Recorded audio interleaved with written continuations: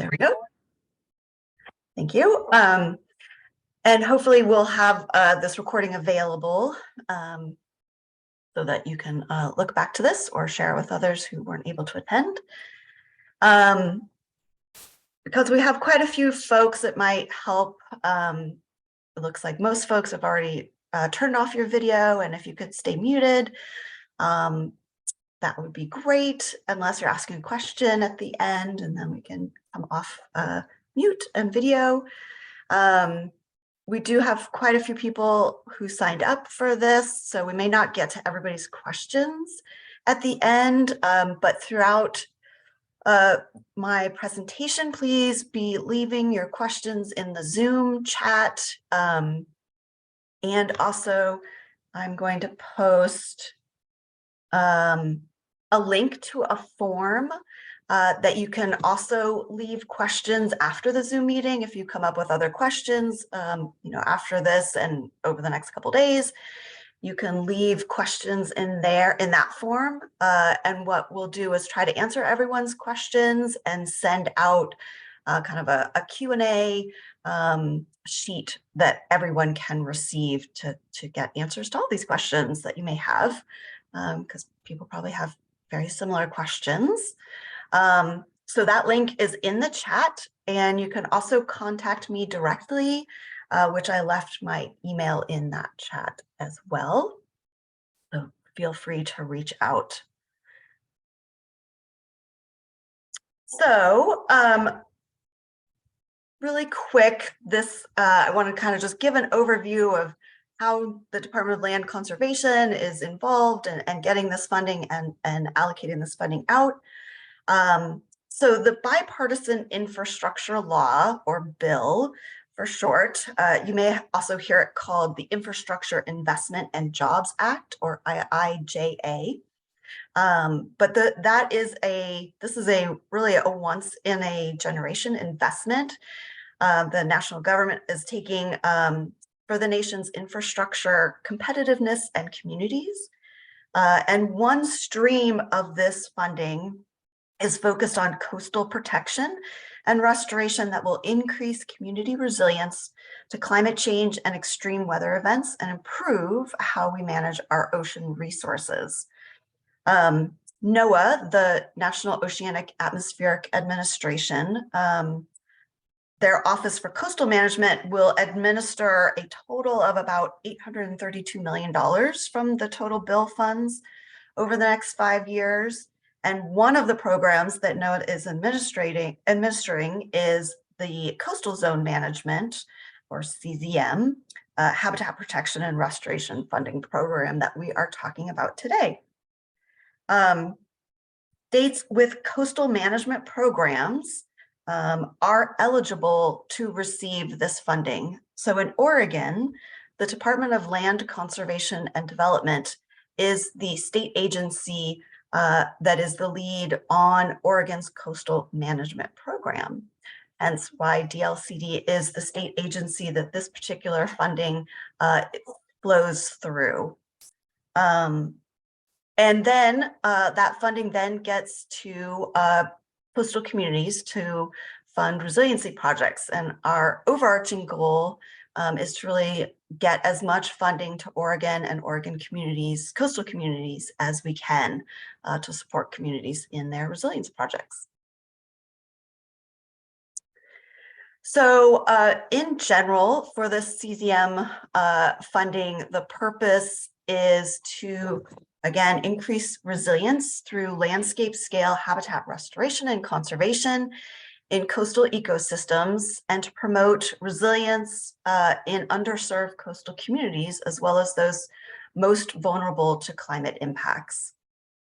The total funding, national funding for this program and the timeline of this program for the coastal management pot is about $207 million that will be allocated over a 5-year time period. The first year of funding was the fiscal year of 2022, and NOAA awarded approximately $50 million for that first year. And we're anticipating NOAA to release that funding announcement of the projects that they are funding sometime this month in February. Under this umbrella, another pot of money is for the National Estuarine Research Reserve System, or NERS. And Oregon has one reserve called South Slough in the Coos Bay Estuary in the South Coast. And that pot is a total of $77 million over 5 years. One other stream under this sort of CZM umbrella is capacity funding. So DLCD received capacity funding to help administer this program. So they will have a full-time staff person that will work with partners like you all and help administer this program.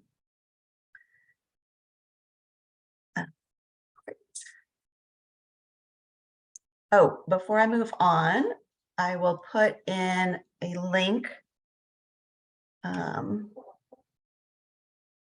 here to the chat.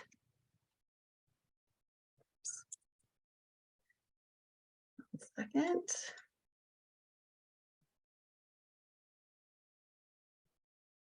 There we go.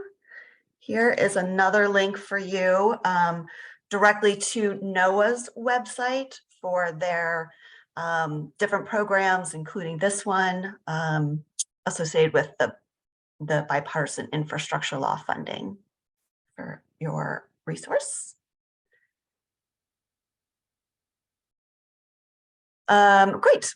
So for this funding, some of the program's goals or priorities, their top kind of large overarching priorities are they want to see projects that are ready to start, shovel-ready projects at the time that you're applying. They want projects to factor in anticipated climate change effects. NOAA wants to see and fund a diversity in geographic distribution of projects, and that's nationally for coastal states.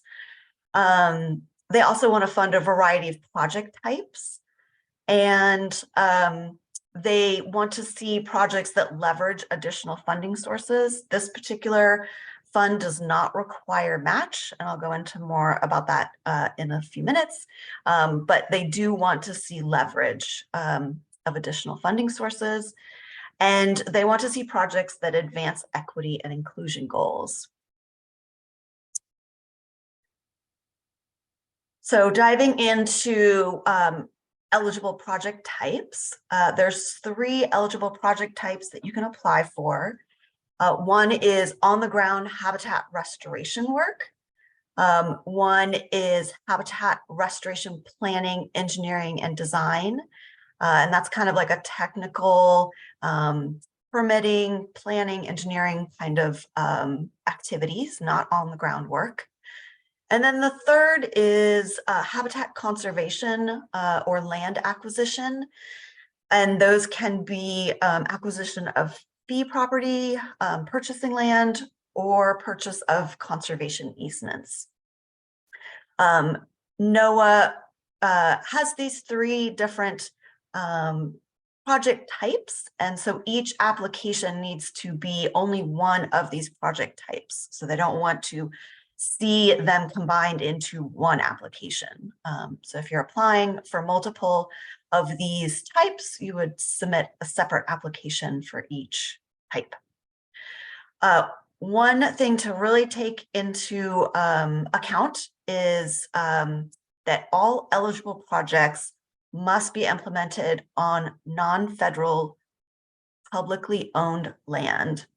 So non-federal publicly owned entities are state government, federally recognized Indian tribes, and local governments.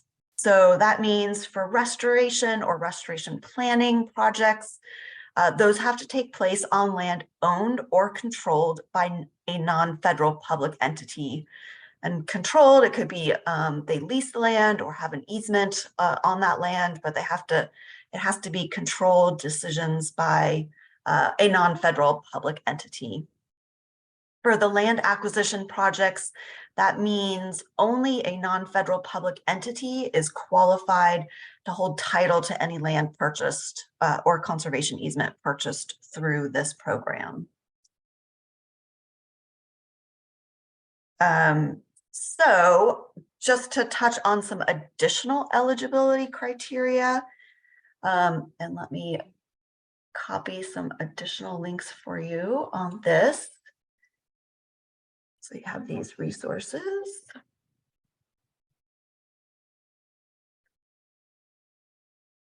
Great. So all projects have to be within, geographically within Oregon's coastal zone. And so I posted a link that will take you to DLCD's website that has a description, a much more detailed description and map of what Oregon's official coastal zone is with NOAA. But basically it's from the ocean to the crest of the Coast Range, so quite a large area. And projects also need to be, project goals need to be highlighted in some sort of conservation plan. So it could be in a KELP plan, which stands for Coastal and Estuarine Land Conservation Program, which was a program of NOAA. So I also posted a link to NOAA's KELP website, and you can find Oregon's KELP plan on that website.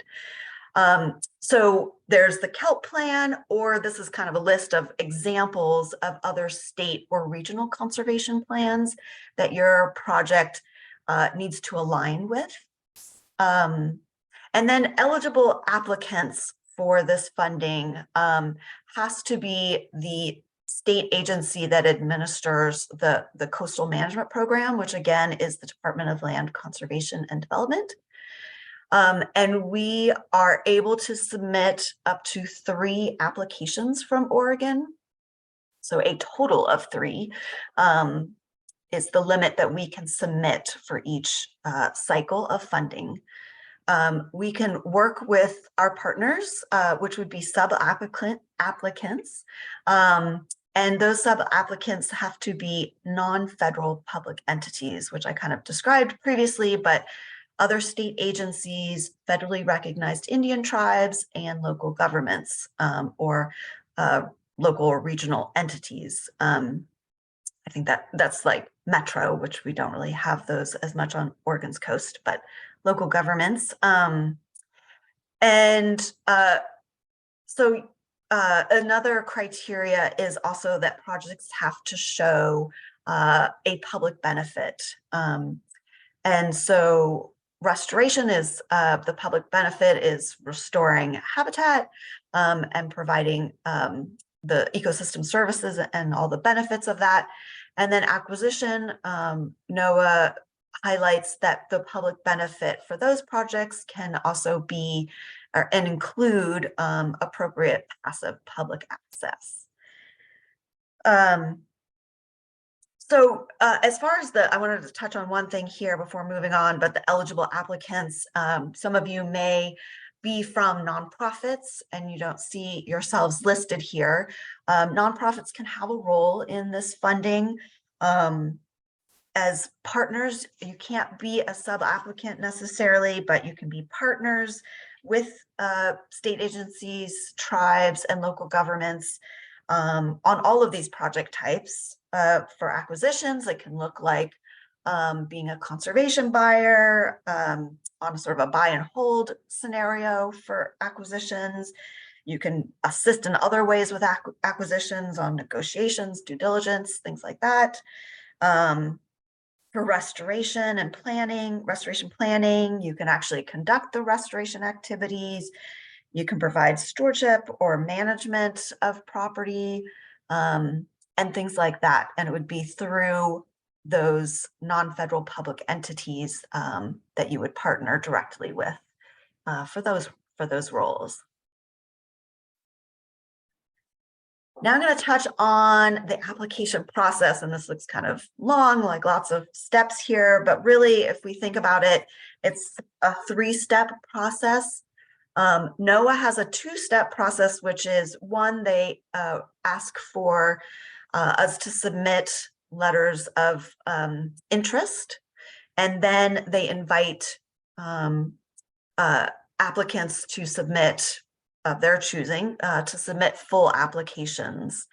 And because DLCD is the entity to submit those, and we only can submit 3, then we will also have a process for you to submit those letters of interest to DLCD for us to then choose those top 3 projects to submit to NOAA.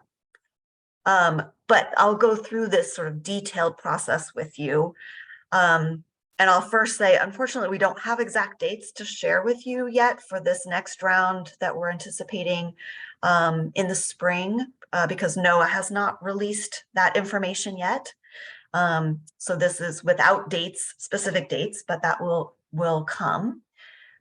So for the first step for all of you, DLCD is requiring that you do a pre-application consultation with us prior to submitting a letter of interest, because we want to make sure that what you're thinking is an eligible project and you don't put too much time into submitting something if it's not an eligible project, and you have all of the necessary requirements to be able to submit an application.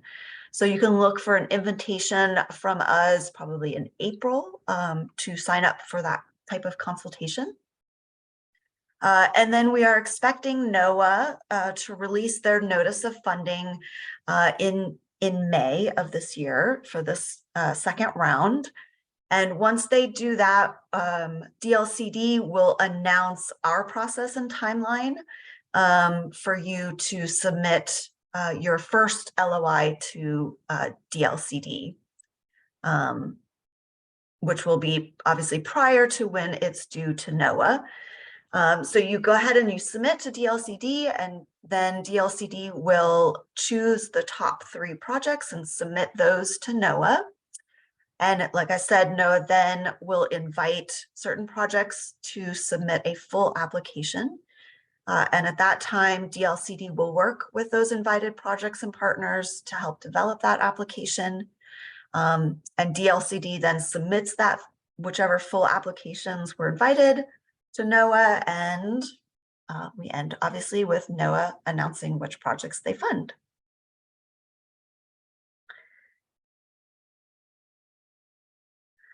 Now touching on funding and project budgets. NOAA looks for, in general, for projects to be from $200,000 up to $6 million per project. They provide these sort of range of funding goals for each of the project types here. Restoration planning is a smaller expected budget. You can go below and above these amounts, but this is kind of their guidelines on what they're anticipating these project type budgets to be. And so this really just shows you, that the sort of scope and scale of what they're looking for in these different project types. So restoration, they're looking for, again, large scale, landscape scale projects that have high impact and are willing to fund, up to $6 million for restoration. Acquisition is the same, this is just a guideline. You can ask for up to $6 million for acquisitions. But again, this kind of shows the scope and scale of what they're hoping to see in these project types. I mentioned previously, but no match is actually required to submit an application. But again, cost sharing is an important element considered in NOAA's evaluation criteria. The coastal zone management programs like DLCD, again, must serve as the primary applicant.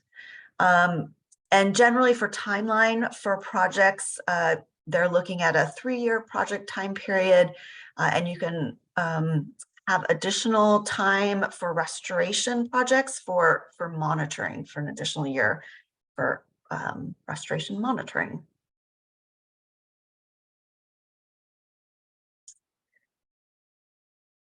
So again, we have those 3 project types: habitat restoration, the habitat restoration planning, and then land acquisition. So I'll go into a little more detail of some of the priorities that NOAA would like to see within those project types.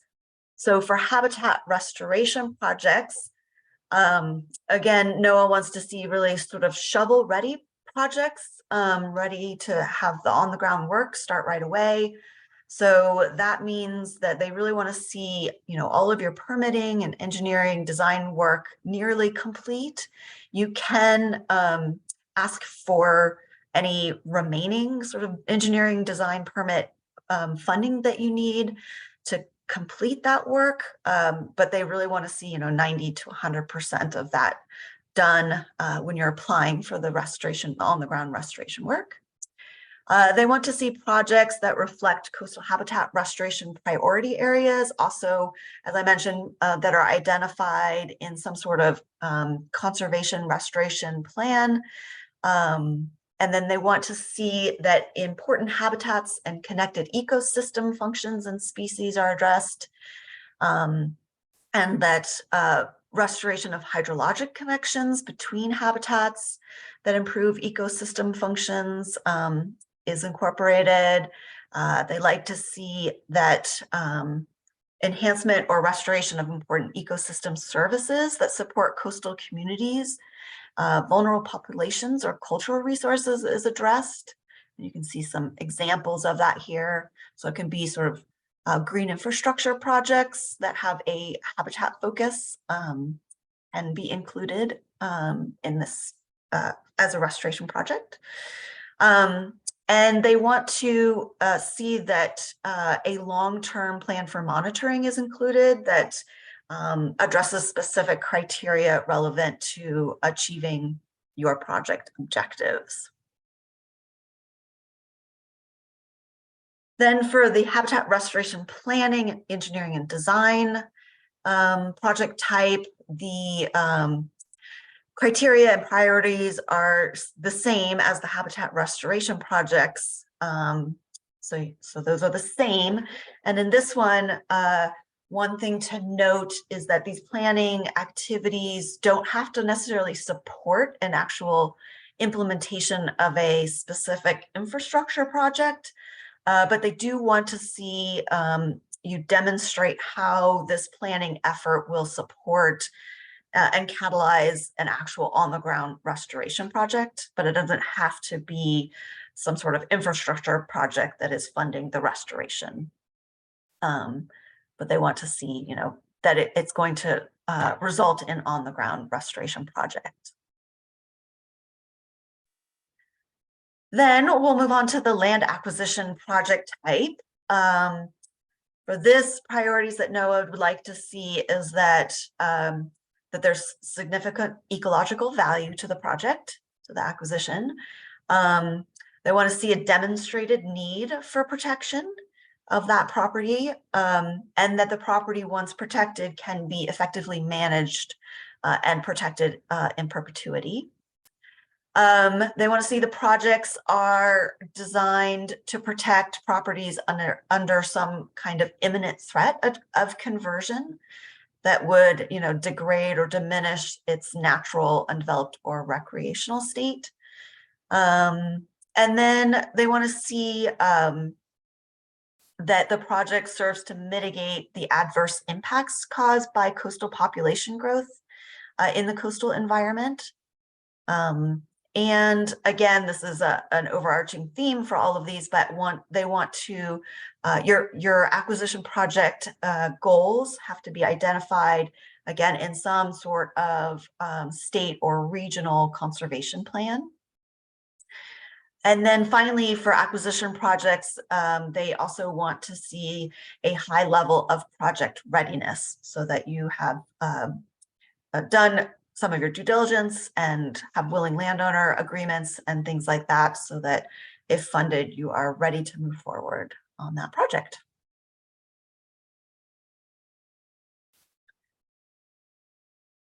Great. So other project evaluation criteria for all of these project types, again, overarching themes are showing that the project enhanced climate resilience for coastal communities, that it addresses equity and inclusion goals of the program, and that you have engagement with relevant partners and have a demonstrated that you have community support for your project.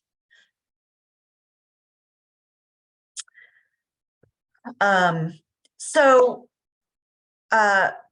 one thing I wanted to talk about, often in funding sources, a good resource for applicants is the list of previously funded projects. So you can kind of get a sense for the type of and scale, scope of projects that is funded.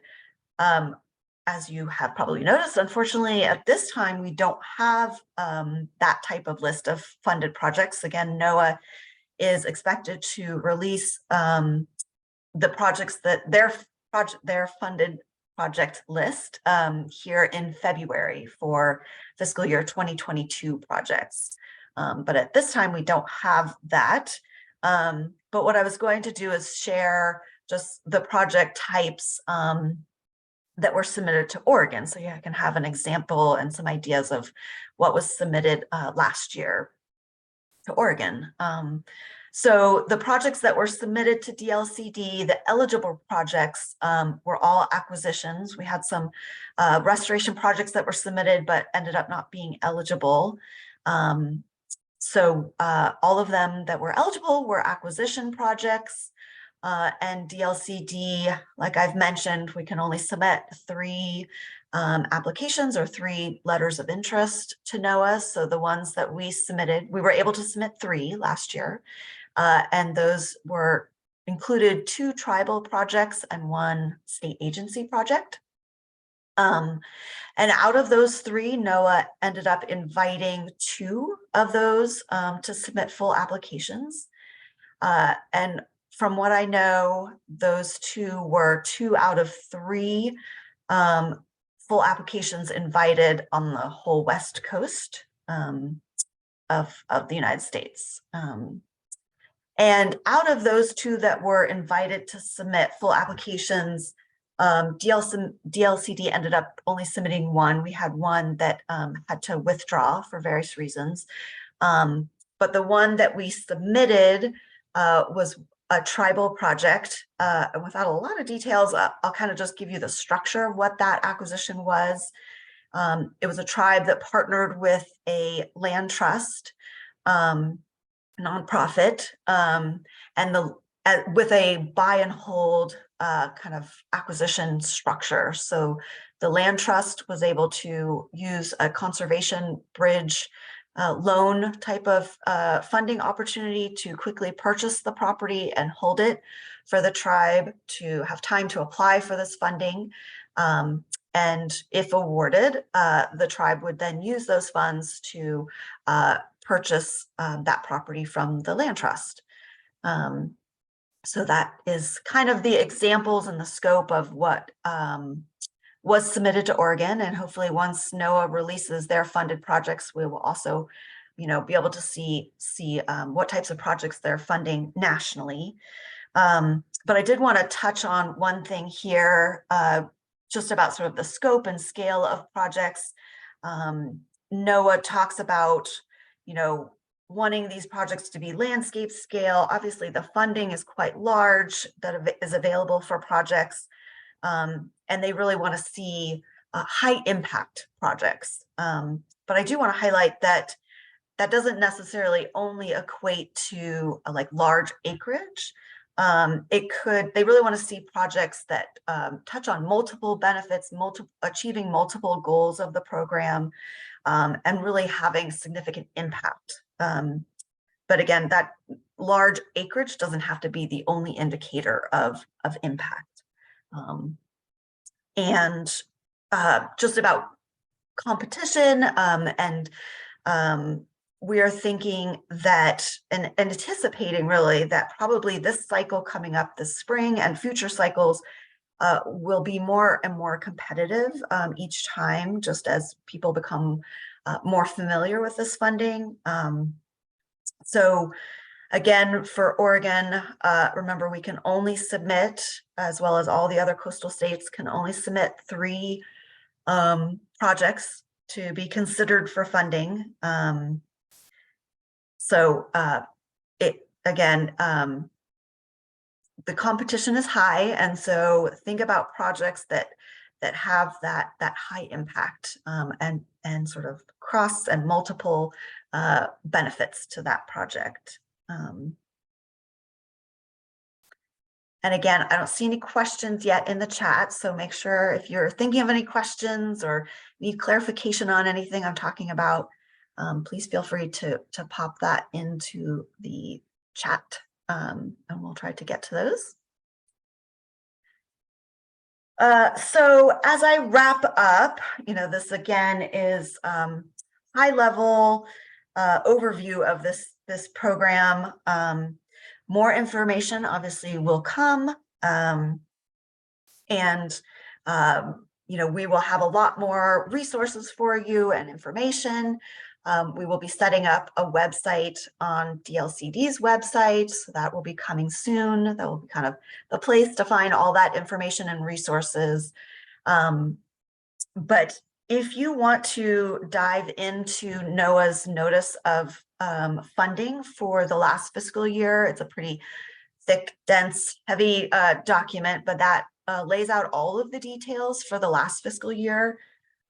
You can find that on, and I posted it already, but I'll post it again, on NOAA's website, and they have a link to that. But I do want to note that was for the previous fiscal year, and things may change some in their new notice of funding that will come out in May. So there could be changes, but you can, if you want to dive into that for more detail, that's available. And again, if you think of questions after this session and after we close out the Zoom meeting, you can fill out that form, and I will copy and paste that again for you, so you have that. This is a form that you can send us questions. You can also email me directly, and again, I included my email in the chat there. And again, I mentioned at the beginning, but if you joined later, we're hoping to try and answer all of your questions and provide additional sort of Q&A that have come up previously, and we'll send that out to all of you, so everyone sort of has that resource of questions and answers to those questions that seem to be commonly asked questions. You can also be looking for additional invitations to workshops to talk about this funding throughout this process. We don't have anything scheduled with a specific date, but more will be coming, so look for those. And then again in April, please look for invitation for that pre-application consultation with DLCD. And then obviously NOAA's official announcement with their notice of funding expected in mid-May of this year for the second year of funding of this program. Great. So with that, I want to again thank you all. We do have about 20 minutes, it looks like, to answer any questions. Let me stop sharing here so I can see folks. All right.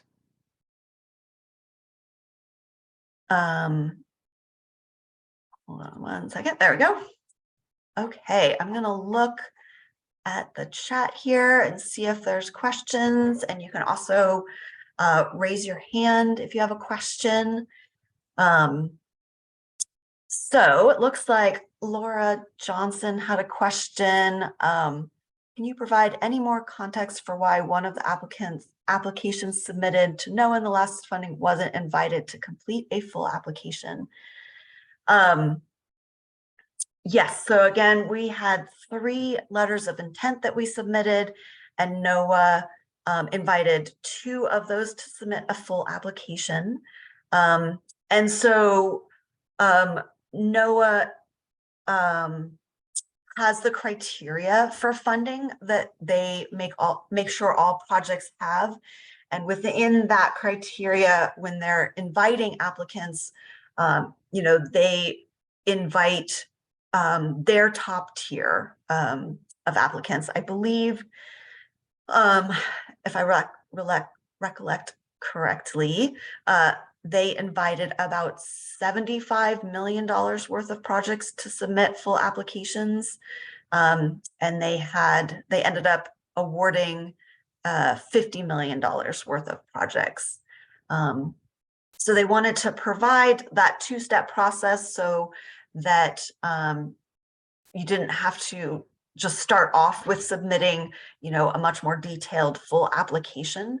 And so it's really the top tier for NOAA to invite applications were those that best met their criteria. And I hope that answers that question somewhat for you, Laura, other than, specific project related issues. But so it could be how it's structured, how project ready it is, just any of those things, any of the criteria. NOAA invites just their top tier to submit full applications. And let's see, another question for eligibility: if the primary applicant needs to be a non-federal public entity, does the final fee title property owner also need to be the same? Or could a nonprofit be the final owner with the non-federal public entity being just a conservation easement holder? And the answer to that is whatever the structure is that this program is funding. So if this is funding a fee acquisition, then the final title holder of that fee acquisition has to be the non-federal public entity. If this program is funding the purchase of a conservation easement, the final holder of that conservation easement needs to be the non-federal public entity. So hopefully that answers your question.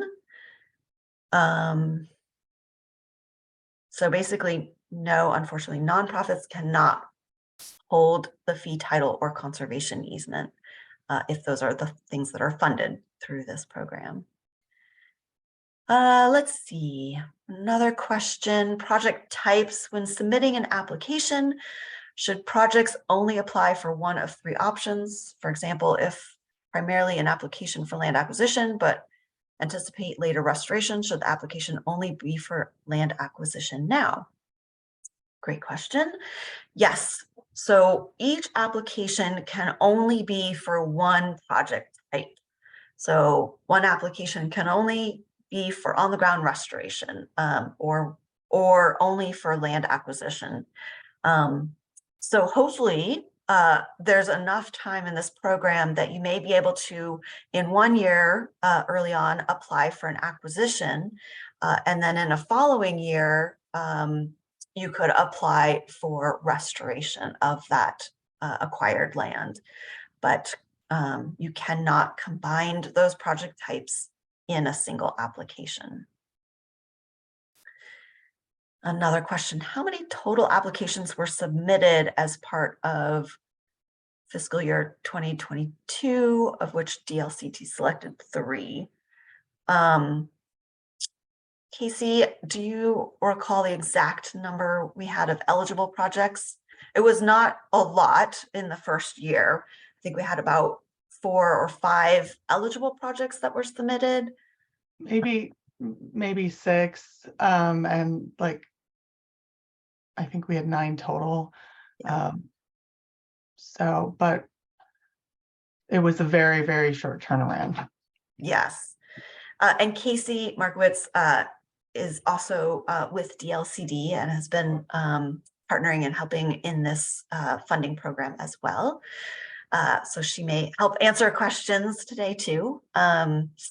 So yes, and that kind of, I touched on that a little bit. Of the first year was very quick turnaround, not a lot of notice, not a lot of ability to do things like this kind of information session to really prep partners of this opportunity. So that's kind of why I was mentioning that this year and previous years, we're anticipating it to be more competitive because just more people are becoming aware of this funding opportunity. So let's see, another question. Are we welcome to apply for a pre-project consultation with DLCD for a project that isn't going to be shovel ready this year, but that would be ready next spring? Really the question is about how early should we reach out to consult with DLCD on a potential project? Yes, you are more than welcome to reach out to me, and I put my email in a few times. Hopefully you can find those texts with my emails, and if you receive my notice, you have my email as well of this meeting, from this meeting announcement. But if you have questions about developing a project and it might be a future funding year, please feel free to reach out to me anytime to sort of chat about that kind of thing and project development. The pre-application consultation is more for folks who are thinking that they're ready and have a lot of information and ready to apply for that particular funding round, that cycle, so that we can make sure that you've got all the requirements and that you are actually eligible and can submit that project. But again, if you want to just talk about project development and ideas and timing and things like that, feel free to reach out to me anytime to ask those type of questions. Okay, let's see. We have a few more minutes here. We can keep answering questions. And if you'd prefer to just raise your hand and ask a question, that's fine as well. So please feel free to do that. Let's see, another question for acquisition. Does the project need to be identified in the KELP or state regional plan, or just need to demonstrate project goals align with these plans if it is not? Yes, you don't, some plans, lay out geographic priorities. So if your project lies within one of those geographic priorities of plan, you can highlight that. I think some of the success of some of our projects were showing multiple plans and how the project aligns with multiple plans. So, again, one may show a geographic location or a priority. Others may show, that you're protecting a certain habitat type or species or goals that you're trying to achieve. So they can be broad or very specific. And sort of the more plans you can show that your project aligns with, it seems like that's the best approach to take. So hopefully that helps you. And you don't have to have your project aligned with the KELP. That's just an example, as well as all those others, any other state, regional, watershed kind of planning document that you can align with. So hopefully that answers your question. Let's see, another question. Does coastal management zone prioritize repeat projects? For example, fiscal year 23 applications for planning design, moving to a 2024 funding for acquisition and a 2025 for restoration.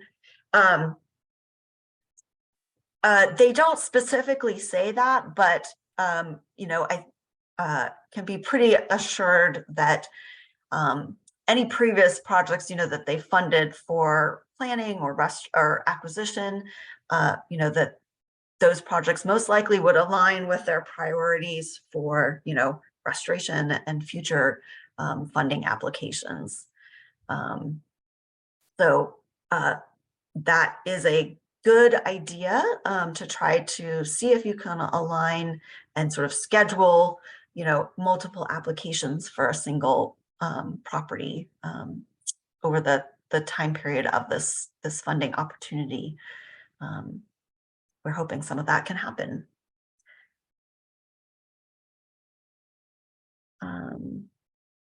I don't see any other questions. A couple, maybe other common questions that I've heard, and I don't see anybody's hand risen, but if I miss you, please unmute and just chime in if you have a question.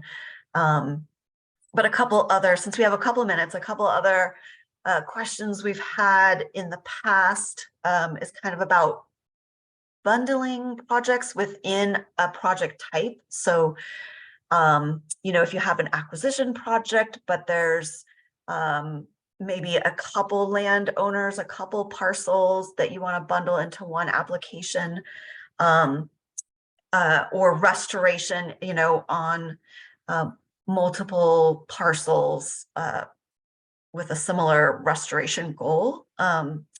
So those are possible. There's some limitations that those sort of bundling, they have to be clearly, related, and the goals of them have to be similar, and they have to, be adjacent geographically.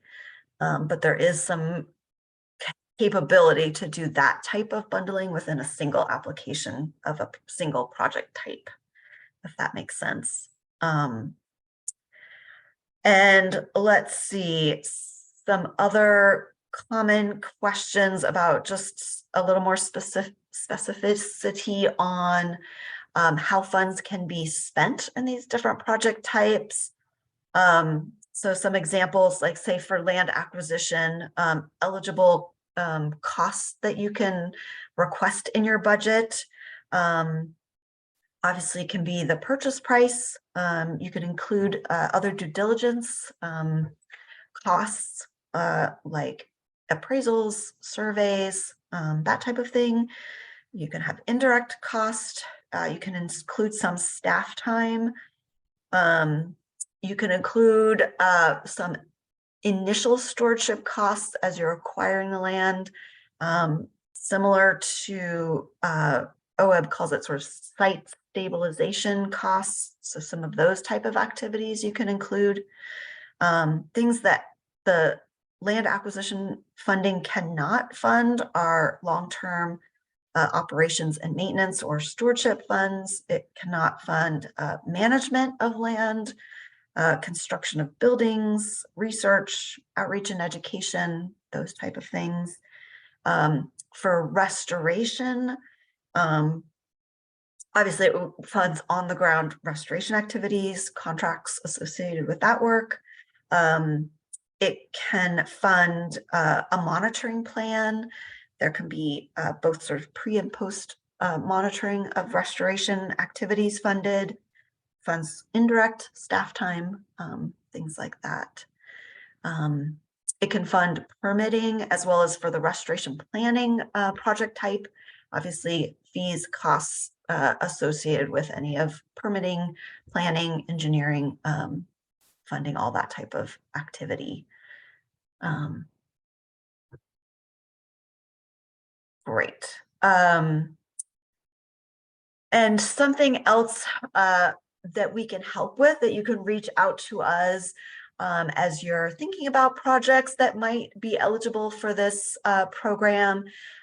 We can help you also figure out if this is the best fit, this funding program is the best fit for your project, or potentially some other bipartisan infrastructure law funding. There's a lot of programs available now. There's a lot of funding coming out that gets administered through different state agencies. So it's a bit of a puzzle piece to figure out. So, we can help you also figure out what might be better funding opportunity for you, depending on what your project is. So please, again, feel free to reach out with your project ideas as you're considering this funding and other funding sources. Great. Casey, can you think of any other commonly asked questions that we've had that I didn't address? Or does anybody have any last questions you want to raise your hand and ask us?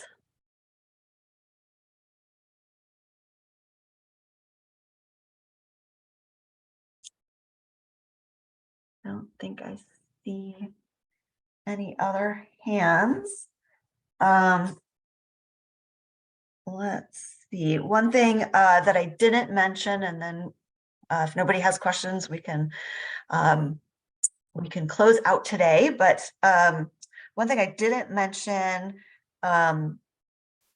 just about timing of things is, as I mentioned, NOAA has not released the timing of when the letters of intent or full applications will be due, but they have indicated that probably from when they announced to when LOIs are due, that looks like it'll probably be about a 60-day time period. And then once they invite projects to submit a full application to when those applications are due, is looking like it'll probably be a 90-day time period to submit that full application. But that again may change, but that's the indication that NOAA has provided us at this time. And Claire, Laura just asked a similar question. Also, if on the when submitting a full proposal about expected timeline for NOAA to announce awards. So yes. Just in case anybody does look at the NOFA for the 2022 round, that was shorter. There was a 30-day turnaround window for LOIs, and that's not just getting LOIs to DLCD, having us review them and choose the 3. That was that piece, as well as refining them and getting the 3 top proposals to NOAA. So the 60-day window that Claire mentioned would include like that 2-step process from DLCD, the state choosing the 3, and also refining them for NOAA. And Laura, I see your additional questions. I'll get there. And then we waited proposals. The program was announced at the end of June. Proposals were due at the end of July. And full proposal invites were late August, early September, if I'm remembering correctly. And then proposals were due at that point. It was supposed to be early, mid-October. They gave us a couple extra weeks because of national hurricane issues and challenges in other states. And then they told us that we would hear by the end of December, and that project proponents would know if their project was funded by the end of December. And that was pushed for various reasons, including NOAA finding some additional funding to put award in this round. And then announcements are expected to be made, any day now. So I think that if we think about May, I think we're thinking about May to February in terms of the whole process timeline from announcement to awards.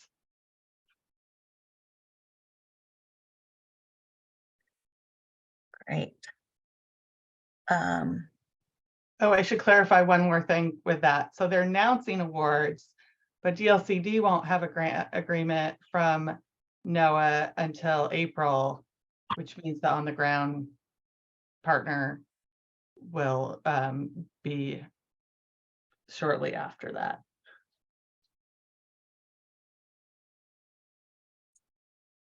Yep. So obviously with these projects, timelines are important, and especially if it's, well, for any project type, but timelines are critical to these projects. So if you have specific timeline questions and trying to figure out if this works for your project, this funding, again, please feel free to reach out. We can sketch out timelines and help you try to understand what it might look like. Unfortunately, or fortunately, NOAA is really the one to dictate these timelines. And so we're a little bit beholden to their decision on that. And they may change that process, from year to year, hopefully not dramatically, because I know being able to know what these timelines look like, it helps you develop projects. And so changing timelines is challenging. So hopefully we can help with that. If you have specific, timeline questions, you can reach out. let's see, a couple other quick questions coming in here. Is the funding delivered on a reimbursement basis? Yes, for restoration and restoration planning projects. And then for acquisition, you don't have to, it's not reimbursement for the purchase price. Funds can be directly wired to escrow, so you don't have to front the purchase price, which is similar to a lot of funding entities for acquisitions. And let's see, what successful projects expected in terms of how the funding is delivered. Laura, do you want to clarify that last question really quick in the last few seconds we have? I was clarifying my question in the process of putting those chats in, so you answered it. So it's Okay. reimbursement basis for restoration projects, and acquisition projects can expect that funds are directly wired to escrow. Yep. Okay, thanks. Great. Great. Well, it looks like we are just about at 10 o'clock. So I really appreciate all your questions. They were great questions, and appreciate you joining this information session. And again, if you think of more questions after this, please feel free to add them to that form. We'll again try to put all these questions into a single sort of Q&A and send those out to you. And feel free to reach out with any specific questions and look for additional announcements about this funding program. So thank you so much, and hopefully we will speak to you soon.